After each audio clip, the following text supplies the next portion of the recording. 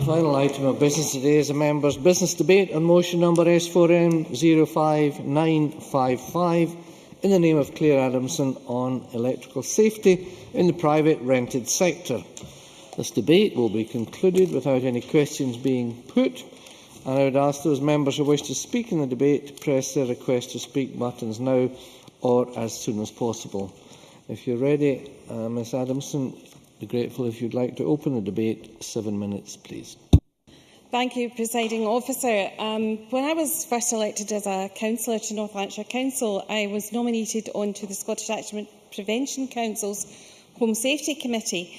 This was not an area that I had any expertise or any knowledge about at all, but I soon was engaging with people who were expert in this area, home safety officers from across Scotland, ROSPA, Home Safety Scotland, Electrical Safety Council in Scotland as well. And I soon learned of the very many dangers that exist to people in their own homes.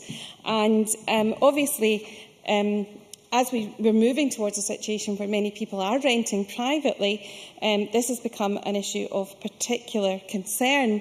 I remember very vividly visiting an event hosted by Fife Fire and Rescue Service, who were engaging then with the Polish community in their area and actively engaging with the Polish community and offering fire safety visits. And in very many cases, when they visited private rented properties, they were aware of poor maintenance, they were aware of innovative methods of getting the electricity supply to work with not the right plugs, as coming from a different part of Europe. And really, they worked very, very hard in engaging with the community about their rights as tenants to expect that the properties that they're living in were of a reasonable and safe standard.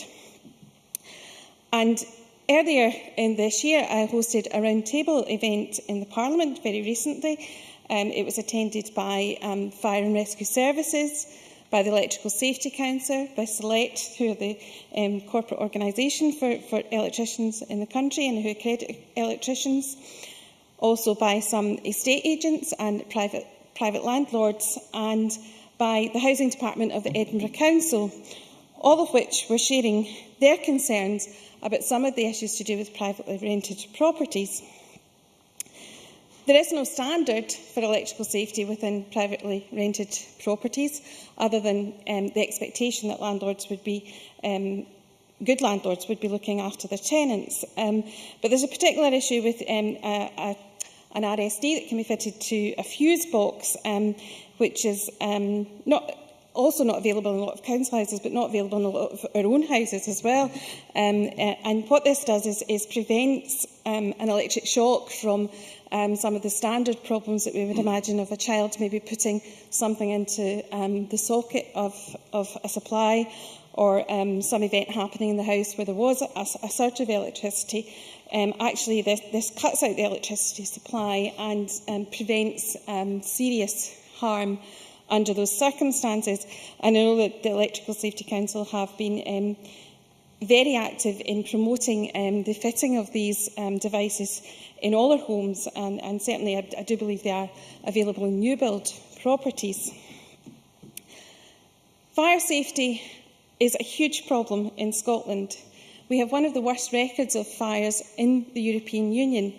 And although some of the issues around this have been tackled by the government when they looked at the serious causes, and we can understand that alcohol and drug addiction can cause problems with fires, there's also a serious problem from electricity fires in Scotland through poor maintenance. And I have to commend some of the work that's been done across Scotland.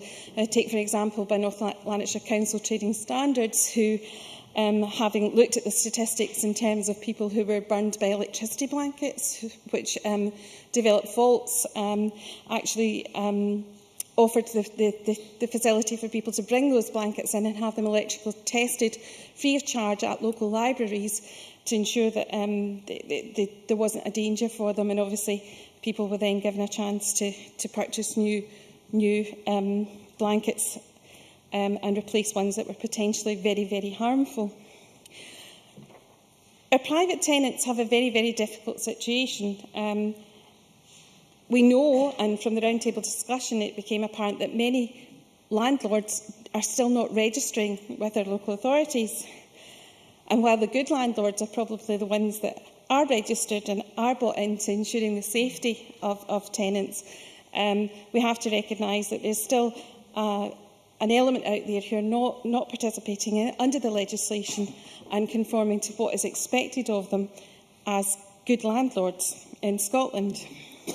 So I'm pleased to bring this motion today because I think, although electrical safety is a huge issue for all of us in all of our homes, and the benefits of that from the installation of smoke alarms and from smoke detectors has shown them to be very effective in preventing house fires. In the private rented sector, we still have, in some respects, not for all, but for some of the poorer landlords, this element of people not taking into consideration what is out there. I'd just like to close, Presiding Officer, by talking about the work that the Electrical Safety Council in Scotland have done. And they have actually produced a leaflet for potential tenants, explaining to them what their rights are as tenants and what should be expected of them when they're looking into and investigating what is available in properties, and really bringing to the fore the importance of electrical safety, both from white goods that may be already in the property to actually looking for the RSDs that would prevent the electrocution that is so dangerous, and also just to help in raising awareness of how important electrical safety is in properties and how vulnerable some people can be. And I commend them for the work in this area. Thank you. Thank you very much.